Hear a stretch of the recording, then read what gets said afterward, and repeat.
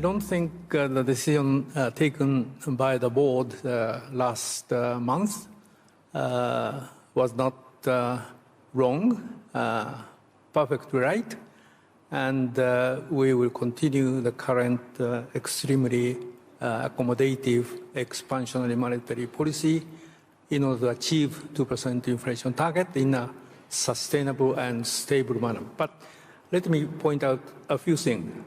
First, the Japanese economy is recovering from the pandemic, and probably in fiscal 2022, the Japanese economy has grown by about 2%. And for fiscal 2023, again, the economy is likely to grow close to 2%. Since Japan's potential growth rate is about 1% or less than 1%, 2 consecutive years of 2% or close to 2% growth, well above potential growth rate, mean that the GDP gap is closing, and the labor market has becoming tight, and we expect wages to accelerate to grow, and that would eventually make 2% inflation target met with sustainable and stable manner. But second point, as you said, the inflation rate in last December reached 4%, highest in the last 40 years, but largely caused by import price hike.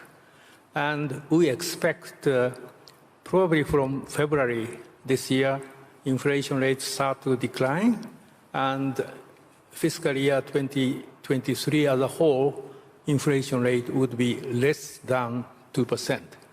So we decided to maintain the current extremely accommodative monetary policy for the time being.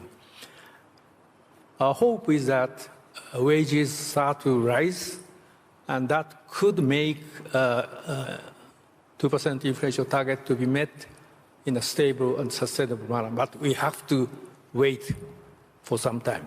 Third point, as prior speakers argued, certainly digital transformation and green transformation, these two aspects of structural changes would hopefully raise potential growth rate in coming years while achieving necessary socially responsible attitude toward climate change risk.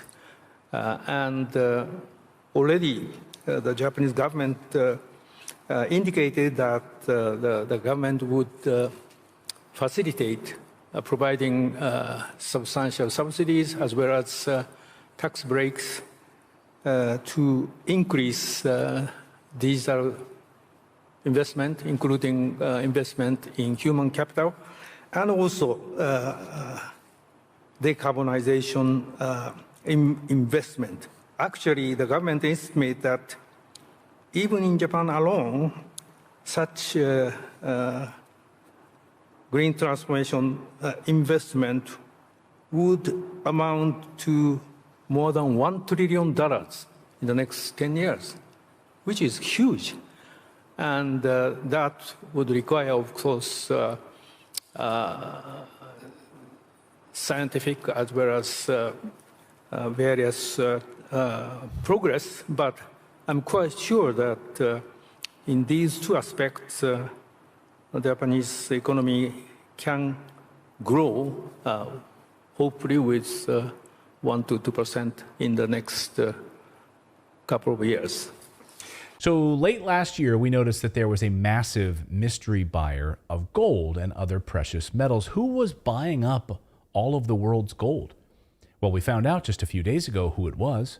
It was, in fact, China. The mystery buyer, we now know, was China, had bought some 300 tons of gold, roughly 3/4 of what would be a record 399 tons of central bank gold purchases in the third quarter. Here's the stunning chart. So that's just China. What about Russia?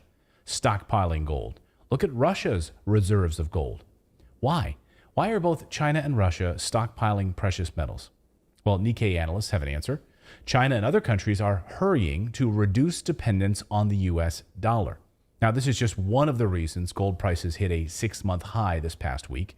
The U.S. dollar is in trouble as a reserve currency of the world. And then on top of all of this, we had another bomb go off over the last few days. This bomb was big, and it went viral in the financial world. The head of the Kansas Federal Reserve, Esther George, set off this bomb. Now, let me give you some context about Esther here and tell you what she said. Esther George is a highly respected member of the Fed, Fed president. She's been on this job for a long time now, I think 40 years, and she's retiring. She is wrapping up her tenure. So she doesn't give a rat's behind about what politicians think of her. She's gone. She's not looking for another job, She's out the door very soon. So she's speaking the truth. I love when people like this aren't afraid anymore. They're unfettered, because that's when the good stuff comes out. So more context here. The Kansas Fed is the Center for Research, meaning this is the Fed that we go to see what the real numbers are showing us. They have these numbers. They do the heavy lifting. So Esther George was interviewed on CNBC, and here is the bomb that she dropped. We understand that high inflation is going to require our action. So we have been moving our forecast up to higher levels. You saw that in the most recent dot plot that came out in December. And I think holding that until we get confidence that inflation is actually coming down is really the message we're trying to put out there. Well, I think I'll be over 5%, and I see staying there for some time. Is that well into 2024? It is for me. Wow. Wow. Did you catch that? So let me paraphrase. The experiment is over, basically. It failed. Low interest rates, kept artificially low by the Fed, was a failure. And inflation is going to stay high for the foreseeable future, well into 2024 and beyond. And she thinks the Fed needs to raise interest rates, keep them over 5% interest rates. Party time is over. No more cheap money, no more 0% loans, no more cheap mortgages, no more cheap car loans. She thinks that this is the best and only way to fix the problem. Keep interest rates high. Stop printing fake money and giving out money to Wall Street with 0% interest. And if that's not enough of a kick in the nuts, yesterday, former Obama Treasury Secretary Larry Summers says that we need to start laying people off, firing people in order to deal with this inflation problem. That's the only way to do it. All of this fake money. And he issued this statement laying people off from his beach resort with palm trees in the background. Watch. They explicitly recognize that there's going to need to be increases in unemployment to contain inflation. So he's at a beach resort telling you that you need to get ready for layoffs. You're going to lose your job because all of this fake printing of money wasn't backed by gold, wasn't backed by anything. Wall Street got incredibly wealthy. Average people get screwed. Inflation is high and is going to stay high for the foreseeable future. And the best way to fix it is to keep interest rates high and fire a lot of people. No wonder that China and Russia are running to gold as fast as they can away from the collapsing U.S. dollar. When you see a guy like Larry Summers hanging out on a beach resort telling people they got to lose their jobs in order to fix the economy, that's a big middle finger. Правду утопили в океане мифов, иллюзий и фейков, используя запредельно агрессивную пропаганду. Врут напропалую, как Геббельс. Чем невероятнее ложь, тем быстрее в него поверят. Вот так и действует по этому принципу.